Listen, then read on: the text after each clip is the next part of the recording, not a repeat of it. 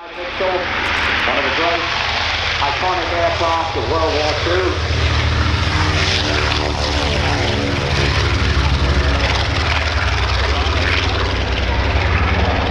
Sorry, 36 seconds.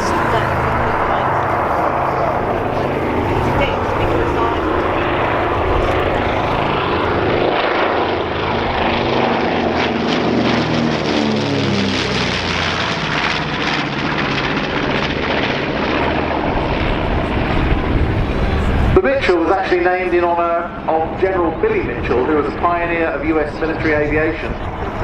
He was one of the first people to prove, for example, that you could sink ships at sea with ordinary bombs. By the end of its production run, nearly 10,000 B-25 Mitchells had been built.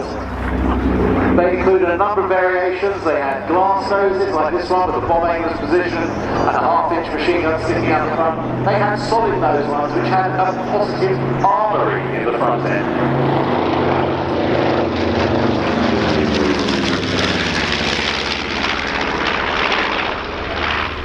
There was also one which had a 57mm anti-shipping gun in it, which extended about halfway back down the fuselage, and when you fired it, the recoil made the aircraft almost stop in mid-air. Some of the J versions not only had two half-inch machine guns in the turret that was above the pilot, but they also had another 4 in the nose, either side of the nose, fired by the pilot, and another one fired by the bomb aimer. So a Hector packed a really heavy punch.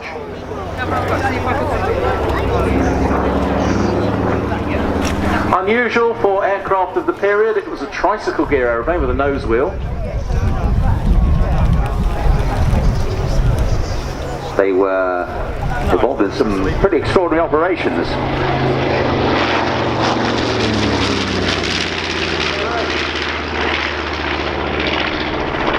During World War II, for example, the Tokyo race from USS Hornet, led by General Doolittle. 16 of these aircraft took off from Hornet, the first one having only a very limited run to get off the flight deck of the aircraft. Those aircraft went to bomb the Japanese mainland in retaliation for the attack on Pearl Harbor, the crews then bailing out over friendly China, or if they were very unlucky, Japan. In fact, one of those aircraft is rumoured to still exist in Russia, where it crash-landed in northern Russia. When it's fully tooled up, it's really quite a potent machine. It's got a crew of 6, 1 pilot, 1 co-pilot, navigation bombardier, turret gunner stroke engineer, radio operator, waist gunner and tail gunner.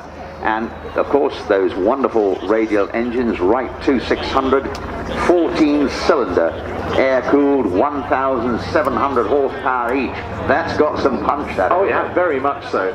I remember the late Jeff Hawke flying one of these, saying it was heavy, but it was a gentleman's aerial conveyance.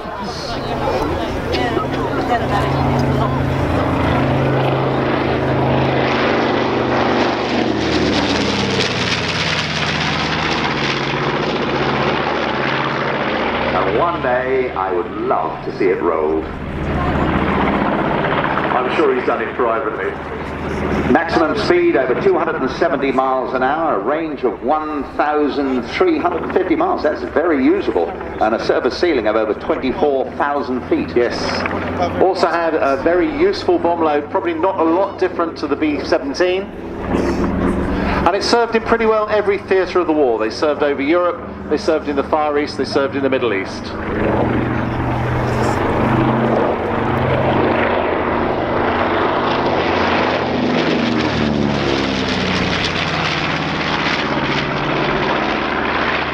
This particular aircraft has been used for a number of things, not all of them legal. It's thought to have been used in smuggling operations at least one point. At one point it was also used to transport live fish, and it was used as a para-dropping aeroplane. But the Mitchells stayed in service quite a long time, with some still in service into the mid-60s as executive transports or research aircraft. Lovely wing over there, nice and steep. Of course, right on the datum there. It is. On the B-axis. Lights on.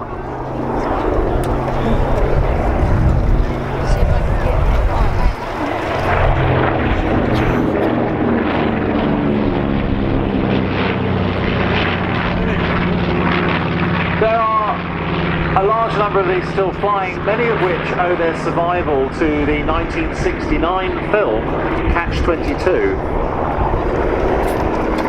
The aircraft were flown down to Mexico, where it was pretending to be Corsica, and the mass takeoff scenes in that film are some of the best bits of aviation film ever done. It's a wonderful piece of film. Absolutely. Some aircraft were used in this country in the 1980s in a film called Hanover Street, and there is a documentary about bringing them over called Mitchells Do Fly in IMC. Look for it on YouTube. It is absolutely fascinating.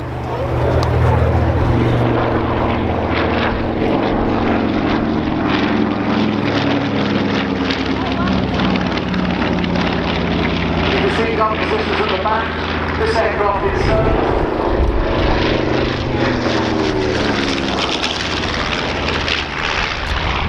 This aircraft is flown by the Dutch Historical Association. It was originally the Dukes of Brabant Air Force. And there's a lovely comment on their paperwork which says the aircraft is being constantly renovated. Well, if you own an aeroplane like Peter Kuipers, and for all of the Dutch crew of this wonderful B-25, Bravo.